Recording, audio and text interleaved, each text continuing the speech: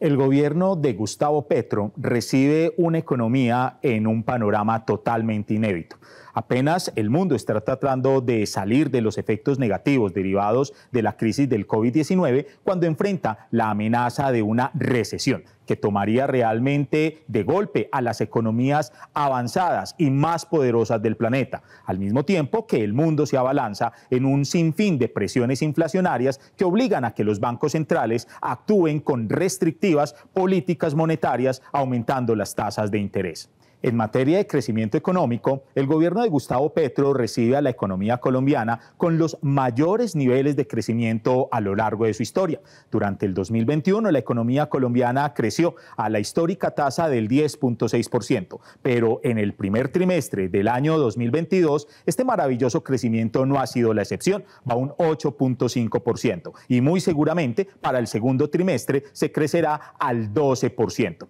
Entidades como la OCDE e incluso el Banco Mundial proyectan tasas de crecimiento para todo el 2022 de por lo menos el 6.14%, ubicando a la economía colombiana como una de las más dinámicas en materia de crecimiento en todo el mundo.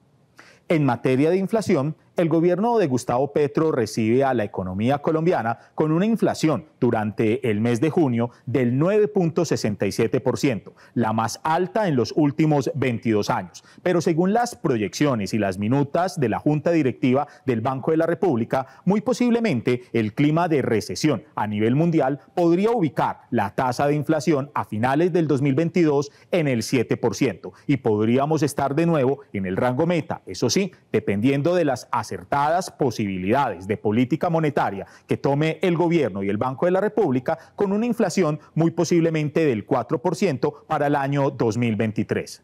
En materia de empleo, solo basta recordar el mes de mayo de 2020, cuando la economía colombiana llegó a tener una tasa de desempleo por encima del 20%. A lo largo del año 2021 se manifestó el proceso de recuperación con una tasa promedio de desempleo del 15%. Y ahorita, al mes de mayo de 2022, el gobierno de Iván Duque recuperó los empleos que se perdieron durante la pandemia con una tasa de desempleo del 10.6%. Esa va a ser la gran meta que tendrá el gobierno de Gustavo Petro de hacer reducir la tasa de desempleo y combatir sobre todo los niveles de informalidad, que sí se encuentran en un grave nivel del 44.5% de la población económicamente activa de nuestro país. El gran reto del gobierno que comienza el 7 de agosto de 2022 será realmente en términos de política fiscal. El déficit fiscal, que durante la época más cruda de la pandemia llegó a ubicarse en el 7.8% del PIB,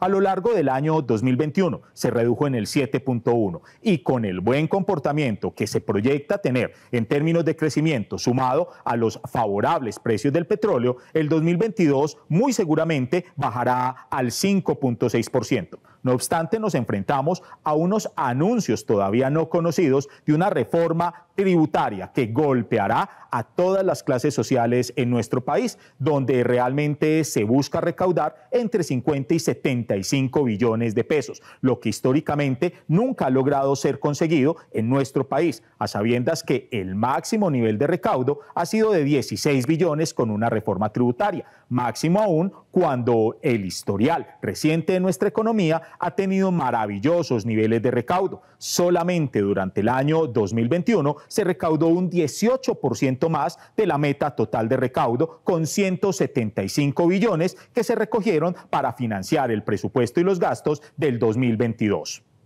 En materia de pobreza, el gobierno de Iván Duque le tocó enfrentar el ingreso de 3.6 millones de personas a condiciones de pobreza. Con el desempeño económico y las diferentes decisiones de política que se han venido tomando, para el año 2021 los niveles de pobreza monetaria se ubicaron en el 39.3% y en el 12.2% la pobreza en términos multidimensionales. Desde esa perspectiva, el gobierno de Gustavo Petro tendrá una exigente misión de reducir o sacar de la pobreza a 2.15 millones de colombianos que aún permanecen en los indicadores.